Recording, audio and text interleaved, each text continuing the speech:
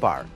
Kjo sepse jo vetëm se nga eprorët e tyre në Tiranë u akuzuan se kishin dërguar Altin Docin drejtërisë o për neglizhencë ose në bashkëpunim me të, por edhe sepse në pamje u pa qartë se ai kishte shkuar në spitalin e Durrësit jo me prangë në duar, por me duar në xhep, ai sigurt në planin e tij për të rifituar lirinë e humbur prej gati 6 vjetësh.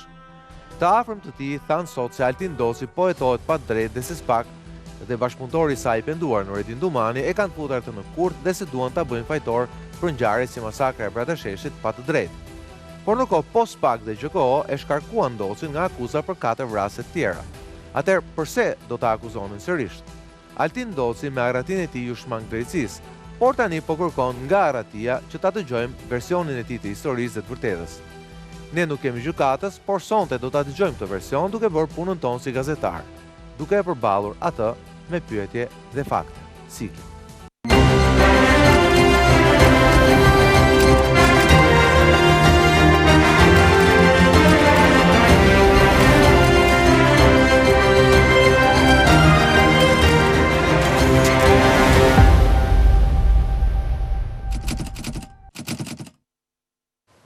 Mirëmbrëma dhe mirë se vini në Real Story. Për ditën e 2 do merremi me çështjen e Altin Docit, personit i cili u arratis dje nga burgu i Durrësit. Pamjet që kanë dalë dje dhe sot kanë treguar në fakt implikimin, neglizhencën patjetër, por dhe implikimin e forcave të policisë, të gardianëve të burgut, por dhe të mjekëve dhe deri të drejtuesve të policisë.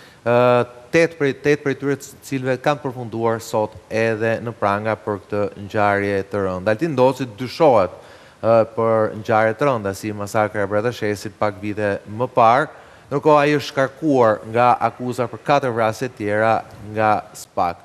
Për 24 orësh që prej arratisti të afërm familjar po kërkojnë të tregojnë dhe të publikojnë se pas temi arratisë në Docit shihej në farë mënyrë frika e tij se po futen në një kurth nga organet hetuese dhe nga bashkëpunëtorë të drejtësisë. Me mua sonte në studio është Aldo Shkëmbi, një prej avokatëve të Altin Docit. Mirëmbrëma Aldo, faleminderit që jemi ne sonte.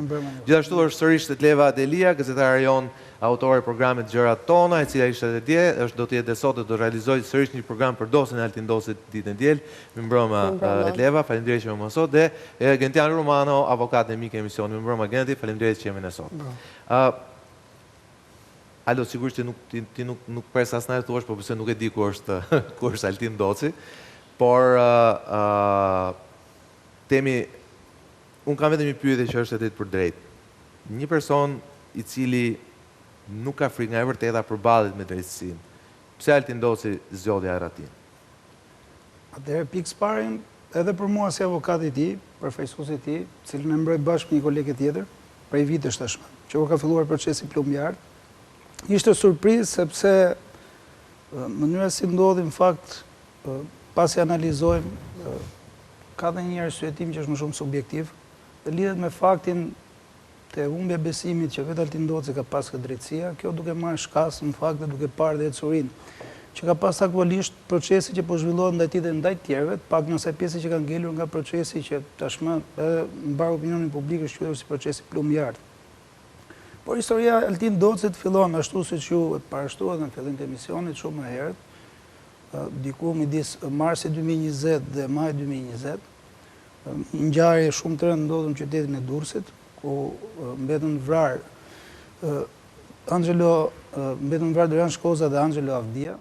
Në fakt, për atë ngjarje fillimisht u regjistruar procedim penal nga prokuroria e Durrësit dhe pasi u kryen hetimet u arriti që të identifikojë një nga personat që kishte bashkëpunuar që ishte Klevi Salla, i cili në një moment më vonë edhe bashkëpunëtor drejtësie, dhe fillimisht emri Altin Docit si person i dyshuar pikërisht për këtë ngjarje, pra për vrasjen e Dorian Shkozës dhe Angelo Avdis, është regjistruar fillimisht nga prokuroria e Durrësit, më pas në një moment dytë ai procedim penal u morë më pas dhe nga prokuroria e posaçme. Bëhet bashkëpunëtor drejtësie Klevi Salla, më shkruan marrëveshje bashkëpunimi me prokurorinë e posaçme ose SPAK-un, siç ne jemi mësuar dhe ta gjejmë shpesh, në 2020-ën.